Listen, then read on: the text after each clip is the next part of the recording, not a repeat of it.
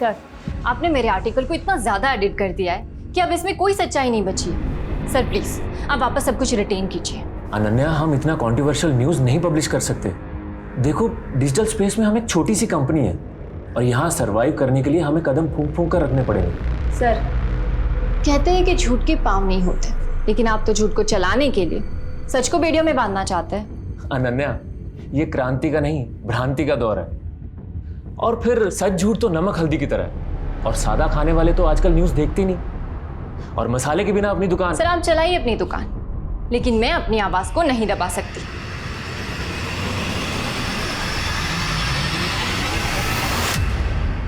आज सच अपनी बेचारगी पे रो रहा है और झूठ की रौनक मुझसे कभी बर्दाश्त नहीं होती। एक सच्चे जर्नलिस्ट के शब्दों पे, उसकी आवाज़ पे अगर पाबंदियां लगा दी जाए तो नुकसान पूरी मानव जाति को होता है। इसीलिए चाहती हूँ पहले मैं इन अंधेरों से निकलूं, शायद तभी मैं उजाला ला पाऊंगी। कोई है? हेलो, कोई है?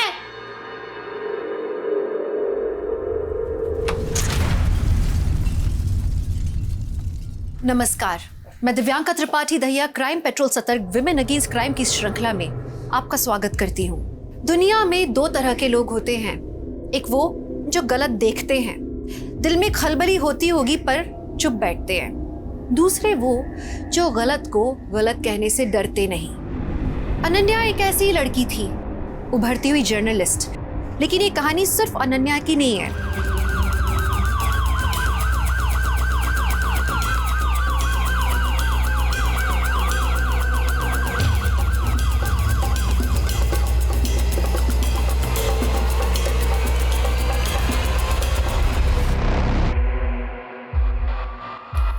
सर, सिलेंडर ब्लास्ट हुआ था, लेकिन नेबर्स का कहना है ये घर हमेशा बंद रहता था।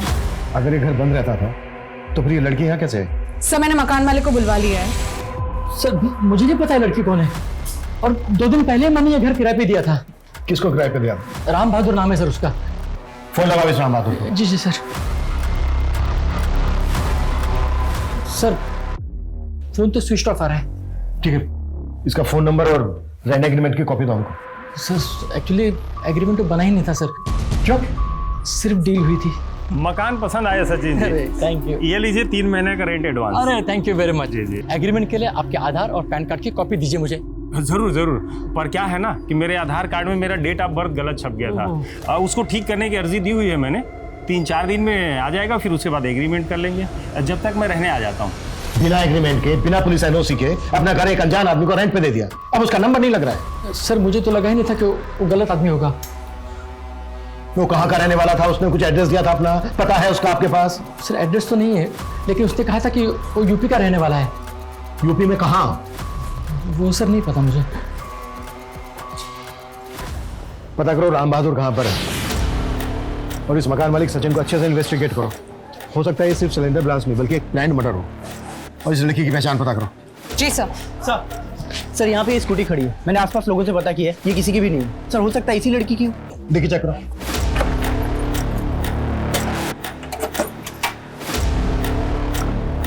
कुछ नहीं है सर। MS-12, ये तो पुणे का नंबर है। पुणे RTO से कांटेक्ट करो, पता करो ये स्कूटी किसके नाम पे रजिस्टर्ड है। Okay sir.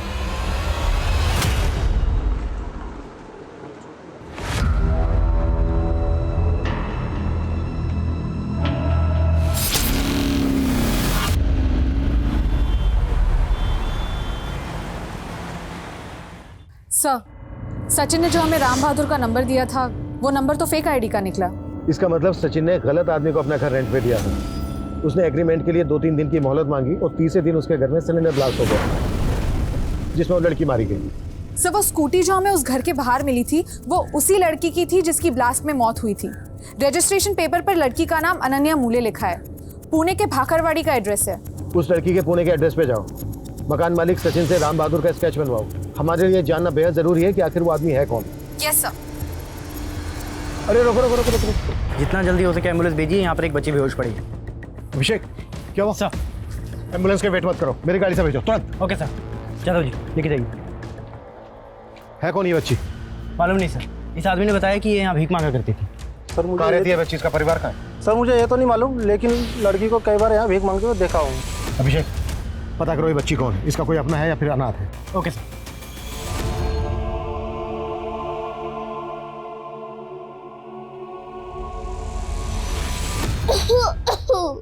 रचना बेटा, ऐसा नहीं है कि तेरी माँ और तेरी नानी को मेरी फिक्र नहीं है। क्या कर रही है बदमाश? सॉरी नानी माँ। मेरी एक्टिंग कर रही थी। नानी माँ, हाँ? मैं सोच रही हूँ कि आपका बुढ़ापा मैं ले लूँ और मेरा बचपना आपको दे दूँ।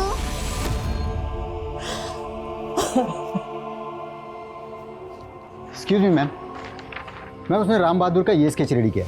उसका कहना है कि राम बहादुर ऐसे ही दिखता था। सर लड़की आउट ऑफ डेंजर है, लेकिन उसका सिर्फ रोड एक्सीडेंट नहीं हुआ है, बल्कि उसकी बॉडी पर कई बर्न मार्क्स भी और उसके वाउंड्स में स्टील और आयरन के टुकड़े भी गड़े हुए मिले। और इसके अलावा उसकी बॉडी पर कई पुराने घावों के निशान भी हैं, जिन्हें देख के लगता है कि बच्ची को काफ़ी पीटा जाता होगा।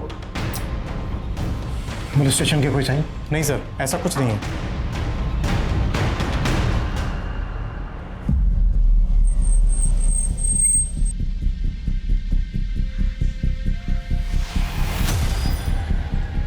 तेरी बच्ची भीख मांगा करती थी, हो सकता है कि इससे ज़बरदस्ती भीख मंगवाई जाती और ना मांगने पर इसे मारा पीटा जाता हो, इसीलिए इसके शरीर पे पुराने घाव के निशान हैं। सर मैं ऐसे गिरोह का पता करता हूँ जो बच्चों से भीख मंगवाने का काम करते हैं।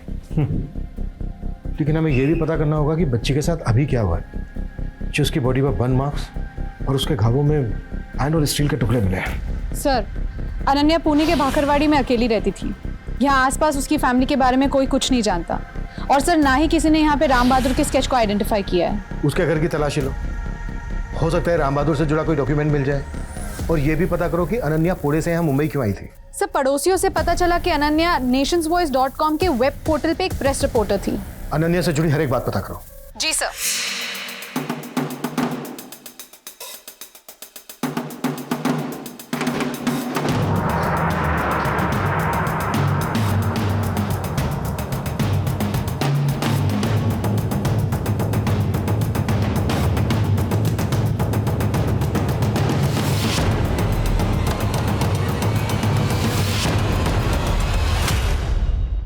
डॉक्टर का कहना है कि बच्ची के शरीर पे जो बर्न मार्क्स है वो 15 से 18 घंटे पहले है, और वो जो सिलेंडर ब्लास्ट हुआ था वो भी कोई 15 से 16 घंटे पहले हुआ था।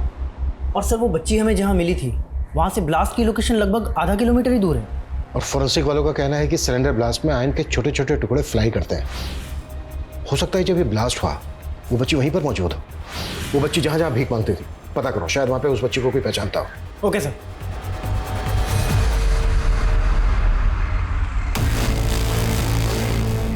रुको, रुको।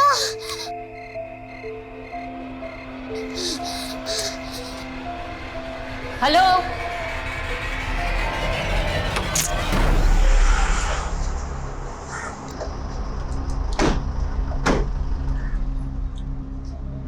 मैम अनन्या यहाँ काम जरूर करती थी, लेकिन कुछ महीनों पहले उसने जॉब छोड़ दी थी।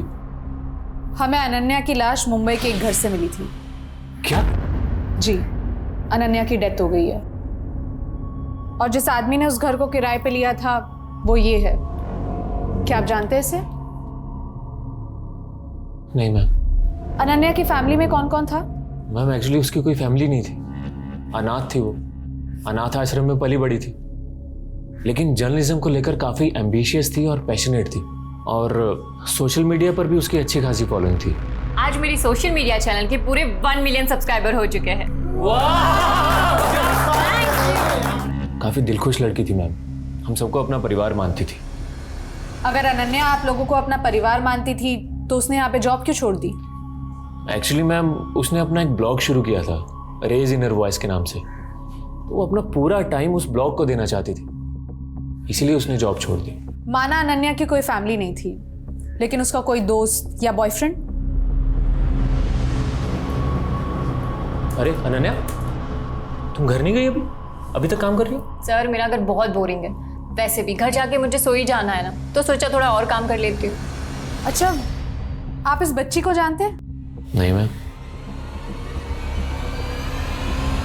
सर, अनन्या पुणे से मुंबई किस कारण से आई थी उसका तो कोई क्लू नहीं मिला, लेकिन सर अनन्या के घर से हमें कुछ पेपर्स मिले और उन पेपर्स पे मुंबई के कुछ एड्रेसेस लिखे थे।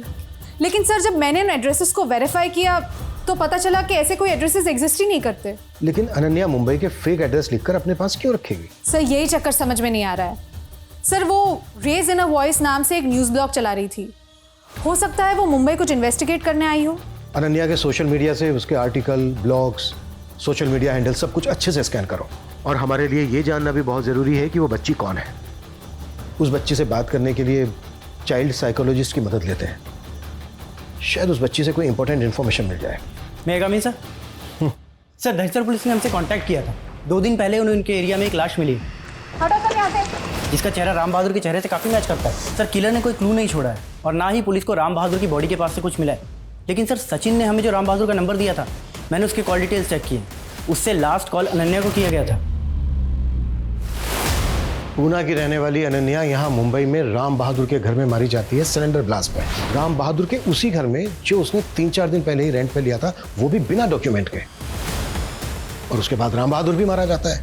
ये खेल बहुत ही बड़ा है और इसका खिलाड़ी बहुत ही शातिर। तो उस बच्ची का नाम खुशी है और वो बच्ची स्कूल भी जाती थी।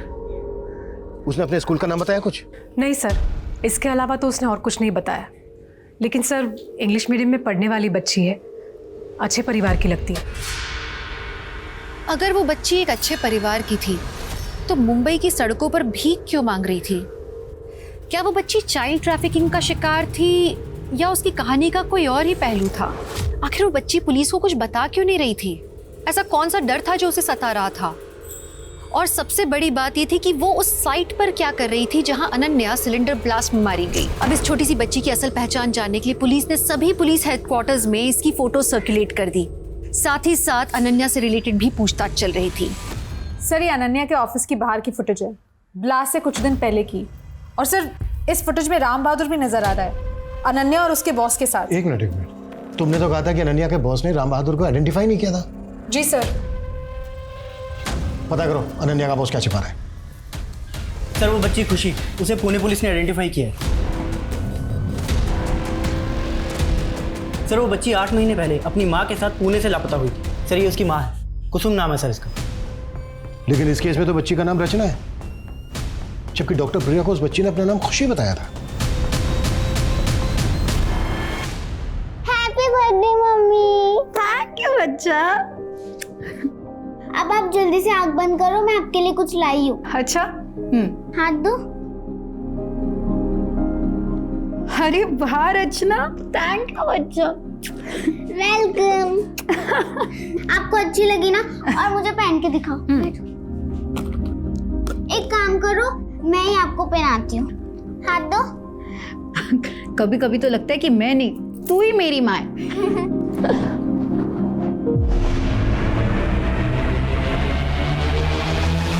ये बच्ची हमें मुंबई में मिली थी। हमें पता चला कि ये वहाँ पर भीख मांगती थी और हमें यह भी शक है कि मुंबई के घर में सिलेंडर ब्लास्ट के दौरान ये बच्ची वहीं पर मौजूद थी। ये अनन्या है और ये राम बहादुर। इन दोनों का इस मिसिंग केस से कोई कनेक्शन मिला था क्या?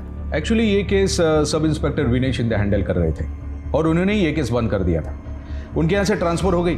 अब ये केस मैं स्टडी कर रहा हूँ। जहाँ तक हम लोगों ने इस केस को स्टडी किया है, उससे तो यही लग रहा है कि इस केस की कोई खास इन्वेस्टिगेशन हुई नहीं है। आपके यहाँ तो ये केस बंद हो गया, लेकिन हमें इस बच्ची को इसके परिवार से मिलवाना है और हमें यह भी पता लगाना है कि इस बच्ची की माँ पिछले 8 महीने से कहाँ गायब है। ये सिलेंडर ब्लास्ट के 3 दिन पहले की फुटेज है, लेकिन आपने तो कहा था कि अनन्या ने यहाँ पे महीनों पहले जॉब छोड़ दी थी।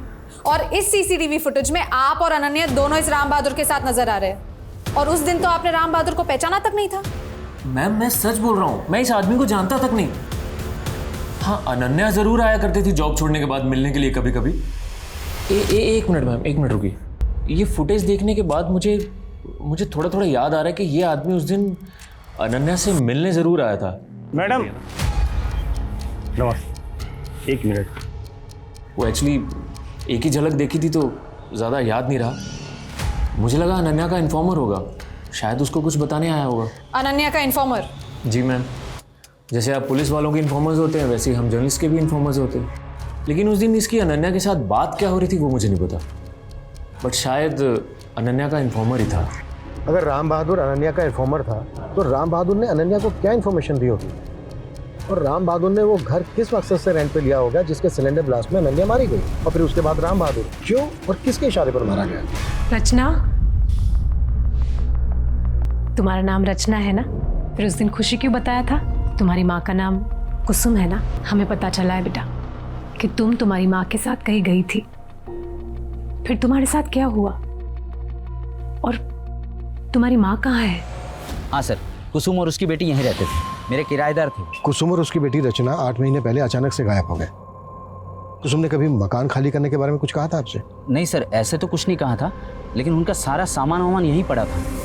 मुझे तो लगता है उनके साथ ज़रूर कुछ गलत हुआ है। अच्छा, कुसुम का पति मनोहर वो उस वक्त कहाँ था? सर वो तो नाम का पति है, वो मनोहर अपनी बीवी और बेटी के साथ रहता तक नहीं था। एक नंबर का बेवड़ा है सर, सच कहता हूँ। इस मनोहर को अपनी बीवी और बेटी की खुशी बर्दाश्त नहीं होती थी।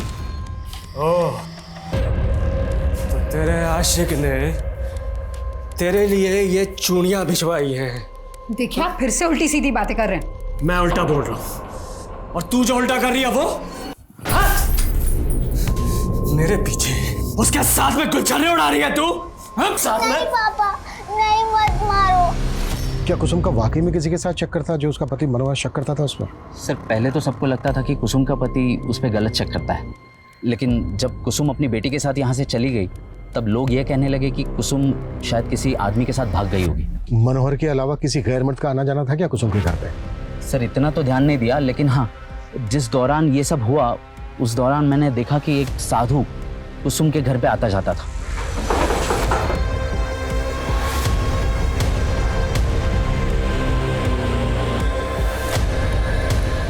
सर मुझे भी थोड़ा अजीब लगा कि आखिर कुसुम ने एक साधु को अपने घर के अंदर क्यों ले लिया।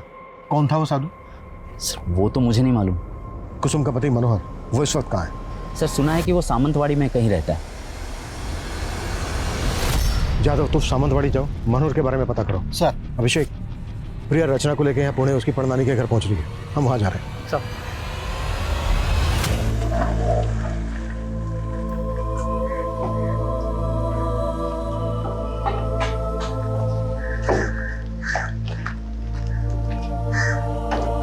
हमने रचना से बात करने की काफी कोशिश की, लेकिन रचना अपनी माँ के बारे में हमें कुछ नहीं बता पा रही। जब आपने कंप्लेंट लिखवाई थी तो आपने लिखवाया था कि रचना और रचना की माँ कुसुम दोनों साथ में गायब हुए। जी, उस समय मैं उनके साथ नहीं थी। हमें पता चला कि रचना के घर किसी साधु का आना जाना था। आप जानती हैं किसी साधु? साधु? नहीं साहब जी, बिल्कुल नहीं। हमें यह भी पता चला है कि कुसुम का पति मनोहर कुसुम पे शक करता था कि उसका किसी के साथ अफेयर है। एक नंबर का झूठा है वो। ये तो कुसुम की किस्मत खराब थी कि मनोहर के प्यार के चक्कर में पड़कर उसके साथ उसने भागकर शादी कर ली।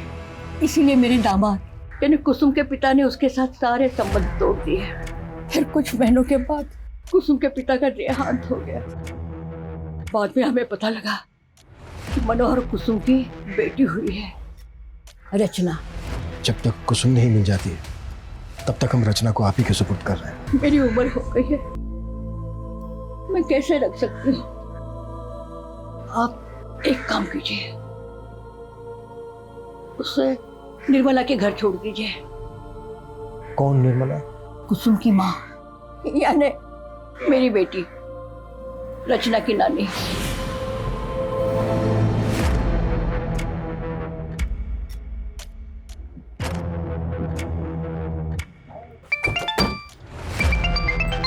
हाँ जादव।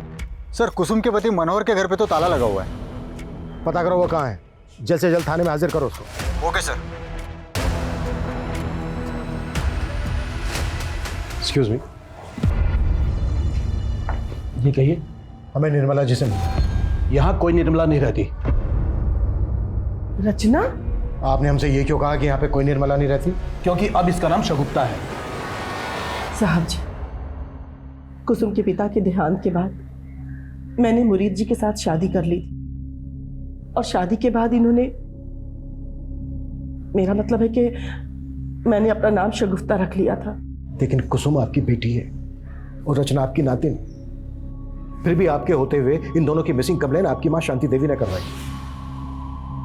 जब ये दोनों मिसिंग हुए थे आप इनके कांटेक्ट में थी? कुसुम और रचना की फिक्रमंद तो मैं हमेशा रहती हूँ, लेकिन ये बच्ची मुझसे ज्यादा मेरी माँ के करीब थी। लेकिन उन्होंने रचना को अपने पास रखने से मना कर दिया। आप रचना की कस्टडी लेने के लिए तैयार हैं? नहीं नहीं साहब, हम इस बच्ची को अपने साथ नहीं रख सकते। क्यों? ये नानी है रचना की। देखिए साहब, मैं मानता हूँ कि मेरी बीवी का इस बच्ची के साथ रिश्ता जरूर है, लेकिन अगर हम इस बच्ची को अपने साथ रखेंगे तो इसकी माँ कुसुम को ये बिल्कुल पसंद नहीं आएगा। इसलिए साहब आप रहने दीजिए। एक काम कीजिए ना साहब, आप इस बच्चे को इसके बाद मनोहर के पास छोड़ दीजिए ना। सर मैंने कुसुम के 8 महीने पुराने कॉल रिकॉर्ड्स चेक किए, उसमें किसी साधु का नंबर नहीं मिला और ना ही कोई ऐसा क्लू मिला है जिससे ये पता चले कि कुसुम किसी साधु के टच में थी। कुसुम का 8 महीने पहले फोन कहाँ पर बंद हुआ था? सर उसके घर वाले एरिया में 21 अक्टूबर को करीब 12 बजे के आसपास उसका फ़ोन स्विच ऑफ हुआ था और सर लगभग 11 बजे के आसपास कुसुम के पति मनोहर ने उसे लास्ट कॉल किया था। इस मनोहर के पास कुसुम और रचना को गायब करने का मोटिव तो है। सर जिस रात कुसुम गायब हुई थी उस रात मनोहर का एक बारटेंडर के साथ झगड़ा हुआ था। मारपीट के आरोप में पुलिस ने उसे अरेस्ट कर लिया था। सर अभी 1 महीने पहले ही रिहा हुआ है। कैसे भी करके पता करो कि अभी कहाँ है मनोहर। Okay sir. सर मैंने अनन्या द्वारा लिखी गई सभी आर्टिकल्स, सभी न्यूज़ रिपोर्ट्स को स्टडी किया। सर वो काफ़ी कंट्रोवर्शियल लिखती थी और इसी वजह से उसके बॉस ने उसे जॉब से निकाल दिया। बॉस के खिलाफ मिला कुछ? सर फिलहाल तो कुछ नहीं, लेकिन सर ये एक आर्टिकल है जो मेरा ध्यान खींच रहा है, जो अनन्या ने 8 महीने पहले लिखा था। और सर इस आर्टिकल में मेंशन्ड है कि अनन्या को पुणे की सड़क पे एक बच्ची मिली थी। सर अनन्या ने उसे पूना के उसी एनजीओ में भर्ती किया जहां वो खुद पली बड़ी थी। सर ये देखिए, उस आर्टिकल में इस लड़की की फोटो भी है, लेकिन अनन्या ने उसका चेहरा ब्लर कर दिया है। कहीं ऐसा तो नहीं है कि ये जो बच्ची है ये रचना ही है? क्योंकि रचना भी 8 महीने पहले अपनी माँ कुसुम के साथ पुणे से गायब हुई थी। एक काम करते हैं, एनजीओ वाले से मिलते हैं जहां पर अनन्या पली बड़ी थी।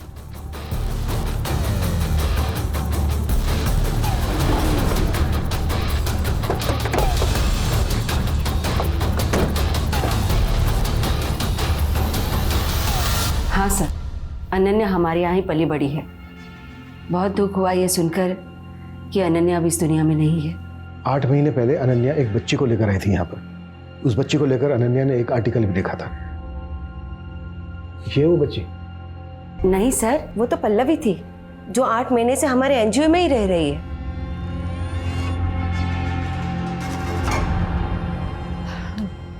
बेटा क्या आपका नाम पल्लवी है? बहुत ही प्यारा नाम है। अच्छा मुझे ये बताओ, क्या तुम अनन्या दीदी को जानती हो? हाँ, वही मुझे यहाँ लेके आई थी। ठीक है, अभी तुम जा सकती हो।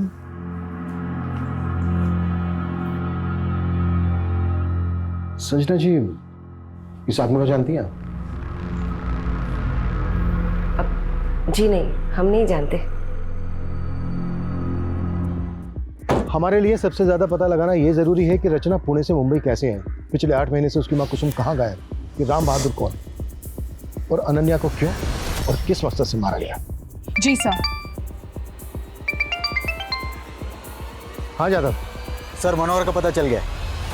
साहब मैं सच कह रहा हूँ, मुझे नहीं पता कुसुम कहाँ पर है साहब। मेरी बात सुनिए साहब, कुसुम और रचना के गायब होने के काफी समय पहले मेरा उसके साथ में तलाक हो चुका है साहब। मुझे तो उनके बारे में पता भी तब चला था जब मैं जेल में था। लेकिन कुसुम के गायब होने से पहले कुसुम की आखिरी बार तेरे से बात हुई थी 21 अक्टूबर रात 11 बजे। कुसुम ने तुझे कॉल किया था? हाँ किया था। उस समय मैं बार में बैठा दारू पी रहा था। मैं खुद हैरान था कि तलाक के इतने समय के बाद मुझे फोन क्यों कर रही हो। हाँ बोल, क्या काम है? कुसुम क्या हुआ? उससे बात करने के बाद में मुझे कुछ ठीक नहीं लगा। मुझे लगा उससे जाके मिलना चाहिए, लेकिन जैसे ही मैं वहाँ से बाहर निकला नशे की हालत में बारटेंडर से टकरा गया साहब। उसे नोक झोंक हो गई। मैंने 2-3 टेक दी उसको। उसकी नाक से खून हुआ। उसने पुलिस को फ़ोन करके मुझे अंदर करवा दिया। ये भी तो हो सकता है कि कुसुम के घर तूने किसी को भेजा हो ये सब कांड करने के लिए, और उसने कुसुम के फ़ोन से तुझे अपडेट किया कि काम हो गया है, और उसके बाद जानबूझ के तूने बारटेंडर से झगड़ा किया। तू जेल गया, तू जेल में जाकर बैठ गया ताकि तेरा ये जुर्म सामने ना आए। यही हुआ ना? सर ऐसा कुछ नहीं हुआ है, मेरा यकीन कीजिए आप। तो शक करता था कुसुम पे कि कुसुम का किसी के साथ अफेयर है? वो तो था, मुझे पता था उसका अफेयर चल रहा है उस रजत के साथ में। कौन रजत? एक सेल्समैन है। ये 2 रखो आप, मैं और देता हूँ। हाँ? अरे नहीं नहीं, इतने में हो जाएगा बस। कितने हुए इसके? अरे आपसे पैसे लूंगा क्या? आप ये प्रोडक्ट यूज करो, आपके लिए फ्री है। अंकर अपना ये नाटक और निकाले यहाँ से, निकाले यहाँ से। और तू बता, तेरे को अपना सामान फ्री में क्यों दे रहा है? बोल क्या चल रहा है तेरा इसके साथ में? उस दिन के बाद भी मैंने रजत को कई बार कुसुम के साथ देखा। तू रचना के बारे में कोई बात नहीं कर रहा? तू बाप है उसका, बेटी है वो तेरी, उसको पालना पोसना तेरा फर्ज बनता है, तेरी जिम्मेदारी बनती है। साहब, मैं अपनी नशे की हालत से वैसे ही परेशान हूँ। नशा मुक्ति केंद्र जाने की सोच रहा हूँ, मैं कैसे पाल पाऊंगा उसको? सर वो मनोहर कुछ भी बोल रहा है सर। सर सच तो ये कि कुसुम मनोहर से तंग आ गई थी। वो मालूम है मैं। अब तू ये बोल, तू कैसे जानता था कुसुम को? सर मैं घर घर जाके सामान बेचता हूँ, सेल्समैन हूँ सर। उस दिन मैं बहुत ज़्यादा थक गया था तो कुसुम के घर के बाहर जाके बैठा हुआ था, बस वहीं पहली बार मुलाकात हुई थी उनसे। सॉरी, वो काफ़ी देर हो गई थी और भूख लग रही थी तो मैं यहीं खाने लगा। अरे कोई बात नहीं, आप आराम से बैठ के खाइए। Thank you. ये लीजिए। अरे इसकी क्या ज़रूरत थी? अरे इसमें क्या है? बातों बातों में सर पता चला कि कुसुम का आर्टिफिशियल ज्वेलरी का काम है। बस उसके बाद मैं उसकी ज्वेलरी भी घर घर जाके बेचने लगा था। सर हमारे बीच ऐसा कुछ भी नहीं था जैसा आप सोच रहे हैं। हम सिर्फ काम की वजह से एक दूसरे से मिला करते थे। सर मैं तो खुद हैरान हूं कि वो और उनकी बेटी अचानक से कहाँ चली गई। सर मैंने रचना से दोबारा बात की है और इस बार उसने बताया कि उसकी मम्मी का मर्डर हो चुका है। What? किसने किया था मर्डर? बेटा, तुम्हारी माँ को जिसने मारा, क्या वो इनमें से कोई था? देखो,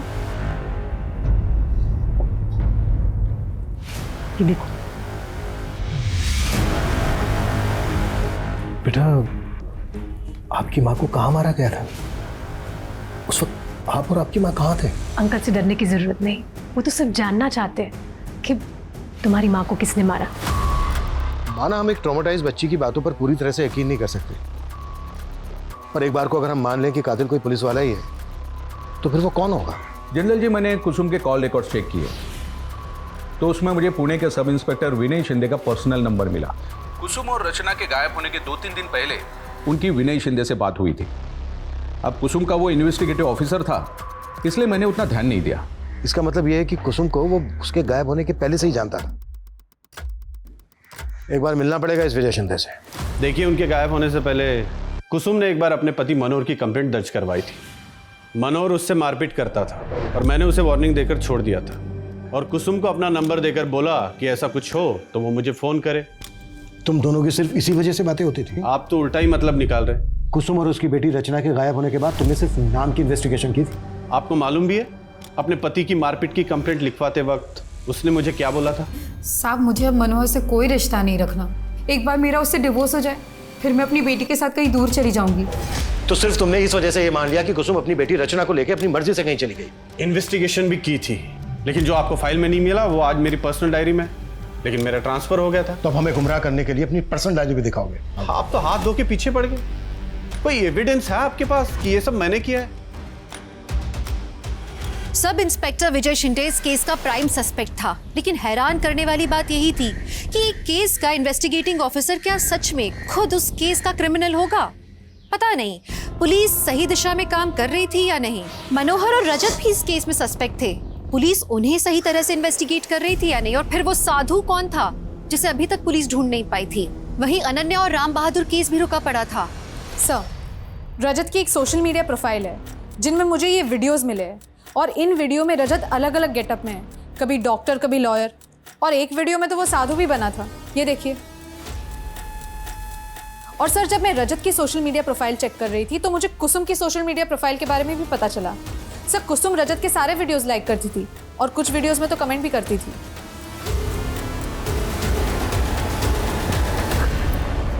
फैंसी ड्रेस का बहुत शौक है तुझे? सोशल मीडिया चेक किया हमने तेरा, बहुत सारे वीडियोस हैं तेरे अलग अलग गेटअप में। हाँ तो मैं समझा नहीं सर। समझाए? वो सारे के सारे वीडियो उस घर में बने हैं जहां पर कुसुम अपनी बेटी रचना के साथ रहती थी। अलग अलग गेटअप में मिलने जाता था तो कुसुम से। सर वो सब मैं कुसुम को खुश रखने के लिए करता था। सब मनोहर ने उसकी जिंदगी बर्बाद करके रखी हुई थी। मैं बस कुसुम की जिंदगी में कुछ रंग लेकर आना चाहता था। तू कुसुम की जिंदगी में रंग नहीं लाया, बल्कि तूने कुसुम की जिंदगी बेरंग कर दी, मार डाला उसको। नहीं सर, मैंने ऐसा कुछ भी नहीं किया है। मैं कुसुम से प्यार करता था सर। प्यार करता था तो कुसुम के डिवोर्स के बाद तू उससे शादी भी करना चाहता होगा, है ना? तो तुम्हारा डिवोर्स भी हो गया है कुसुम, अब हम शादी कर लेते हैं। नहीं रजत, मैं अब किसी की पत्नी नहीं बनना चाहती। हम दोस्त हैं, हम दोस्त ही रहेंगे। दोस्त? तुमने कहा था तुम शादी करोगी मुझसे, अब मुकर कर रही हो? हाँ, चिल्लाओ मत।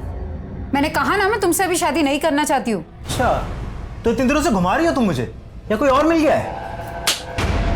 तुम मेरे बारे में इतना गंदा सोचोगे ये मुझे पता ही नहीं था। तुम निकलो यहाँ से, निकलो और आइंदा अपनी शक्ल मत दिखाना मुझे।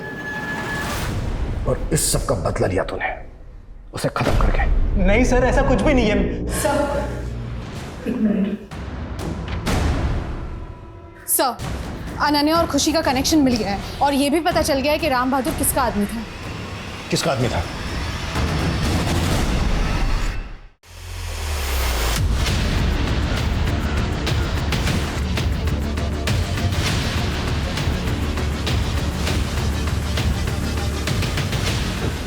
अभिषेक, सर क्या हुआ? आ जाओ आ जाओ, शाबाश, आ जाओ। एनजीओ की आड़ में बेकरी रैकेट चला रहे थे तुम लोग, और तुम्हारा ये असिस्टेंट, इसकी एक एक एक्टिविटीज पे नजर थी हमारी। सब पता कर लिया हमने तुम लोगों के बारे में। राम बहादुर भी तुम्हारा ही आदमी था ना? जी सर। बेटा, आपका नाम क्या है? एक्चुअली ये बहुत ज़्यादा सदमे में है, अपने बारे में कुछ भी नहीं बता पा रही है, लेकिन मैंने इसका एक नाम रखा है, खुशी। अनन्या उस बच्ची को हमारे एनजीओ में भर्ती करा कर वापस चली गई थी, और हमने भी उस बच्ची को सारे बच्चों के साथ भीख मंगवाने के लिए भेज दिया। और फिर कुछ दिनों के बाद अनन्या वापस आई, वो खुशी से मिलना चाहती थी। अनन्या, तुम टेंशन मत लो, उसे एक अच्छी फैमिली ने अडॉप्ट किया है। सच में वो बहुत लकी है जो तुम उसे यहाँ ले आई। अनन्या हमें पूछने लगी कि उस खुशी को किसने अडॉप्ट किया है। उस दिन तो हमने जैसे तैसे टाल दिया था, पर उसे हम पर शक हो गया था, और मेरी एब्सेंस में मेरे स्टाफ को रिश्वत देकर खुशी और दूसरी बच्चियों के एडॉप्शन पेपर चेक करना चाहती थी। और जतिन ने मुझे सब कुछ बता दिया, वो हमारा भांडा फोड़े।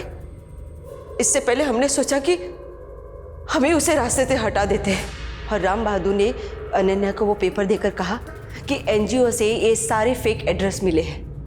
फिर एक दिन राम बहादुर ने घर किराए पे लिया और अनन्या को वहां बुलाया,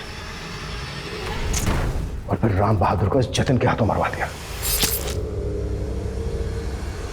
मैं कम इन सर? कम इन। सर, विनय शिंदे ने अपनी डायरी के साथ हमें कुछ पेन ड्राइव्स दिए थे, और उन पेन ड्राइव्स में कई सारी सीसीटीवी फुटेजेस की क्लिप्स है 8 महीने पहले की, जो कुसुम के घर के आसपास की है। सर, ये ऑटो अक्सर कुसुम के घर के आसपास दिखाई देता था। विनय शिंदे ये फुटेज और पर्सनल डायरी देकर आखिर साबित क्या करना चाहता? सर, पहले हमने उसकी बात पे भरोसा नहीं किया, लेकिन सर ट्रांसफर के पहले उसने वाकई कुछ ऐसे क्लूज इकट्ठा किए थे जो केस फाइल में मेंशन नहीं थे। तो तुम कहना चाहती हो जिसका ये ऑटो है उसका इस केस के साथ कनेक्शन हो सकता है? किसका होगा ये ऑटो? साहब, आपको कुछ गलतफहमी हुई है, वो मेरा ऑटो नहीं है। तेरे बारे में सब कुछ पता कर लिया हमने। कुसुम की माँ ने बताया हमसे, तेरा बाप मुरीद तेरी शादी कुसुम से करवाना चाहता था। मनोहर ने तो तुम्हें कभी खुश रखा नहीं, लेकिन मेरा बेटा तुम्हें बहुत खुश रखेगा। शादी कर ले इससे। अरे आप क्यों मेरे पीछे पड़ गए?